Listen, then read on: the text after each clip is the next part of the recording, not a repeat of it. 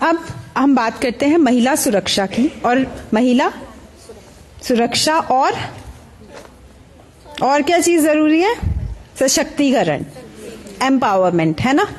क्योंकि अगर आप सशक्त होंगी तभी आप सुरक्षित भी होंगी।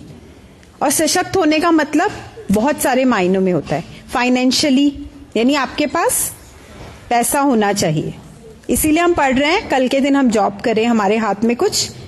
जब पैसे होंगे तो आप कॉन्फिडेंट होंगी, किसी से मांगने की जरूरत नहीं पड़ेगी, आपको जो फैसले लेने हैं उन पैसों के साथ आप ले सकती हैं। तो फाइनेंशियली यानी पैसे के रूप से स्वतंत्र होना बहुत जरूरी है सशक्तिकरण के लिए।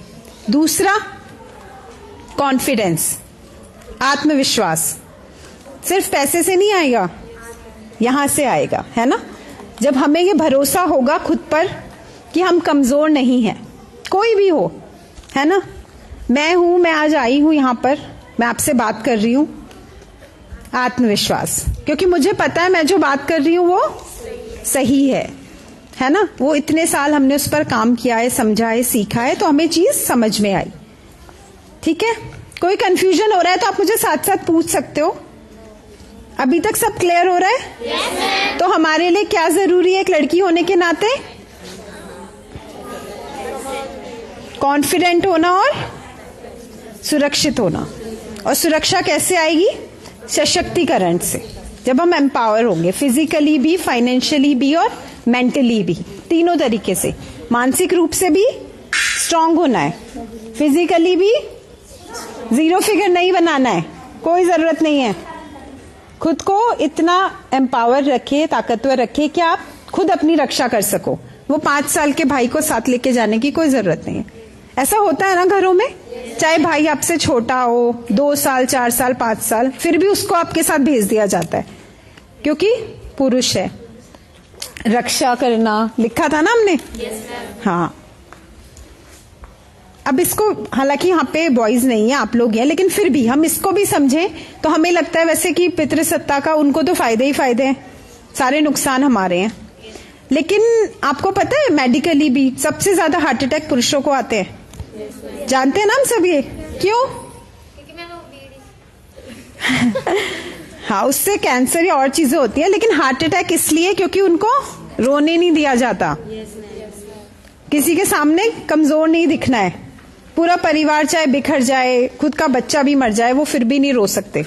उनकी भी जब माता मरती हैं, पिता मरते हैं, या इमोशनल कोई भी मूवमेंट हो, कोई पिक्चर देख के हम तो फुट फुट के रो लेते हैं, उनको रोने देते हैं? हम ही कहते हैं कि अरे लड़का होके रो रहा है, छोटे से, मतलब 2, 4, 5, 6 साल तक तो खुल के रोता है बच्चा, चाहे लड़का हो चाहे लड़की हो। लेकिन उसके बाद हम क्या बोलना शुरू कर देते हैं? लड़का होके रो रहा है, कहते हैं ना? हम भी कहते हैं, है ना? सब कहते हैं ऐसा, अरे क्या लड़कियों की तरह रो रहा है। और इससे क्या होता है? Heart attack. क्यों? क्योंकि प्रेशर बनता रहता है ना। कभी हम कितने भी परेशान हो, थोड़ी देर रो लो, मन हल्का हो जाता है। हम सब जानते हैं, बहुत अच्छा लगता है फिर, है ना? थोड़ी देर बाद से हल्का सा फील होता है, कितनी भी टेंशन है से, और वो इतना सुकून देता है। लेकिन बेचारे पुरुष, उनको वो सुकून हम लोग लेने ही नहीं देते। वो एक आंसू आंख भरती है, हम कहते हैं आदमी होके रो रहा है, मतलब वो कमजोर नहीं दिख सकते, क्योंकि समाज ने कहा है भाई ताकतवर होना चाहिए, कमजोर रोना तो कमजोरों की निशानी है, ऐसा कहते हैं ना। तो ये क्या है? गलत है। तो अगली बार आपके सामने आपका भाई, पापा, कोई भी अगर रोता है तो आप उनको हिम्मत दीजिए कि हाँ खुल के रो, दबाने की जरूरत नहीं है ना? इमोशंस को, भावनाओं को खुल के बाहर आने देना चाहिए। ठीक है?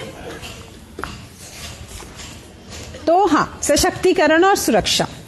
तो आज जो कार्यक्रम के अंतर्गत हम लोग आए हैं उसका नाम है अंकिता एक ज्योति। अंकिता भंडारी को कौन कौन जानता है? वेरी गुड बेटा, आ जाओ। आप जानता मतलब आपको उनके बारे में पता है ना? आ जाओ बेटा, जल्दी आओ भाग के। क्या नाम है आपका? आयुषी। आयुषी कौन है अंकिता भंडारी? अंकिता भंडारी मतलब गढ़वाली थी, गांव से आई थी यहाँ। जी जोर से थोड़ा।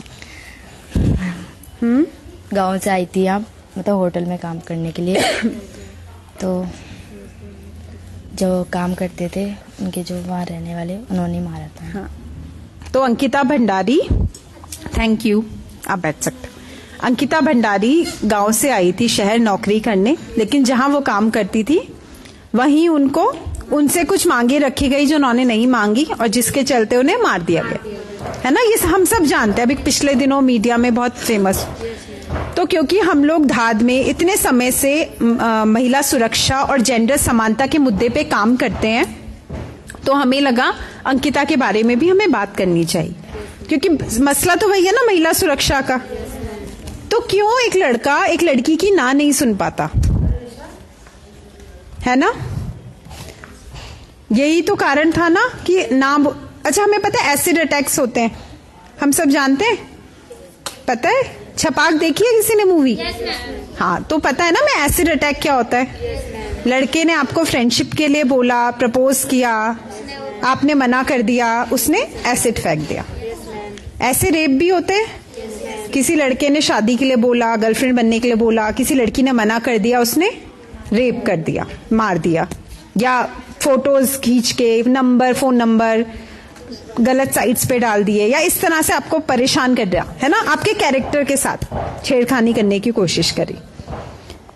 तो ये जो एक होती है बात हमेशा कि जो लड़के होते हैं ना नहीं सुन पाते, ऐसा क्यों होता है? कहाँ, मतलब ऐसे क्या हो जाता है कि हम में तो कोई समस्या नहीं है, मैंने पूछा आप आएंगे, उन्होंने कहा नहीं, तो ठीक है मैं तो चल दूंगी। लेकिन अगर एक लड़का पूछ रहा है, तुमने ना कैसे बोल दिया, ऐसा क्यों हो जाता है? क्योंकि जेंडर असमानता है ना, उसको बचपन से सिखाया ही नहीं ना सुनना। राजा बेटा, कुल का दीपक, राजा बाबू, जो जिद करेगा वो पूरी हो जाएगी, ऐसी तो होता है ना घरों में। दूध अगर एक ही गिलास है तो किसको मिलेगा? सबके घरों में होता है ना। हाँ, अच्छी बात है जिनको मिलता है बट अधिकतर घरों में कहीं ना कहीं ये भेदभाव होता है। तो क्योंकि हम बचपन से अपने बेटों को, अपने भाइयों को, लड़कियां भी करती हैं ऐसा कि अगर छोटा भाई है तो हम खुद ही कह देते हैं अरे मम्मी कोई नहीं, उसको दे दो ना। क्योंकि हम भी कहीं ना कहीं बचपन से हमें समझा दिया जाता है कि लड़के ज्यादा जरूरी हैं, वो खानदान का नाम चलाएंगे, ऐसा होता है ना। लेकिन क्या ये सही है? तो सबसे पहले क्या करना है, हमें खुद से सवाल पूछना शुरू करना है। जब तक हम खुद से सवाल नहीं पूछेंगे तब तक दूसरों, किसी को कोई आफत नहीं आई है कि वो आके हमारी हेल्प करेंगे, जब तक हम खुद की हेल्प नहीं करेंगे। जिस दिन आप खड़े होकर सवाल पूछोगे उस दिन 2 लोग और साथ खड़े हो जाएंगे कि हाँ आप सही कह रहे हो। इसलिए जरूरी है सवाल पूछना, है ना। तो हमें घर पे दोनों के साथ काम करना है। घर पे, स्कूल्स में, हम बहुत सारे स्कूल्स में जाते हैं, बातें करते हैं, तो लड़कियों को तो हम सिखा रहे हैं कि भैया इतने बजे के बाद तो बाहर मत जाओ, बहुत खतरा है। कोई लड़का परेशान करे तो बस ऐसे कर दो, ये कर दो, वो कर दो, सब कुछ सिखाते हैं ना। धीरे बोलो, बाहर मत जाओ रात को, ऐसे कपड़े पहनो, ऐसे बैठो, ठीक से बैठो। ऐसे क्या हंस रहे हो? ऐसे हंसते हैं, सब सीखते हैं ना, हम लोग बचपन से सिखाते हैं। तो लड़कों को भी कुछ कुछ तो सिखाना चाहिए ना, कि अगर लड़की ना बोल रही है तो कोई बड़ी बात नहीं, और उसने ना बोल दिया, बात वहीं खत्म करो, है ना। तो लड़कों को ना सुनना सिखाना पड़ेगा। कब से? बचपन से। हम सब कोशिश करेंगे अपने घरों में हर जिद पूरी नहीं करनी। तो जितना एडजस्टमेंट अगर हम लड़कियों को सिखा रहे हैं बचपन से कि ये, हाँ बिल्कुल बहुत अच्छी बात है नौली, उतना उनको भी सिखाना पड़ेगा। तब क्या होगा, समाज में चेंज आएगा। तभी धीरे धीरे जो हम ये बड़े बड़े क्राइम्स देखते हैं ना, रेप, एसिड फेंक दिया, मार दिया, जला दिया दहेज के लिए, वो सब धीरे धीरे कम हो जाएंगे और उम्मीद करते हैं एक दिन खत्म भी हो जाएंगे। तो ये सारे मुद्दे सबको समझ में आए? अब इसमें एक बहुत जरूरी बात महिला सुरक्षा से संबंधित, अगर आप लोगों में से भी कोई है जिसे कोई लड़का परेशान कर रहा हो या परेशान करता हो, कर रहा हो, या कोई ऐसी समस्या हो, तो आप लोग क्या कर सकते हैं? पुलिस के पास जा सकते हैं। हेल्पलाइन नंबर सबको पता है? क्या है? सबसे पहले बताओ पुलिस का हेल्पलाइन नंबर क्या है? नहीं, 100 तो चेंज हो गया, 112 सबसे पहला हेल्पलाइन नंबर है जिसमें हर तरह के मुद्दे सुने जाते हैं और आप उस पर बात कर सकते हैं। यानी सशक्त होने की एक और बहुत जरूरी चीज है, आपको अपने कानूनी जो अधिकार है उनके बारे में पता होना चाहिए। बहुत सारे कानून तो बन गए लेकिन अभी तक लोगों को पता ही नहीं है। तो एक लड़की होने के नाते, एक महिला होने के नाते बहुत जरूरी है कि आप कानूनों के बारे में भी जानकारी रखें, ठीक है। और एक और हेल्पलाइन है 1091 और 1090, 2 नंबर्स हैं जो महिला सुरक्षा से ही संबंधित है, महिला हेल्पलाइन के नंबर हैं जो सिर्फ महिलाओं के लिए। और वहां पर आपकी जो जानकारी होती है वो निजी भी रखी जाती है, आपका नाम कहीं नहीं आएगा, ये सब आपके अधिकार है।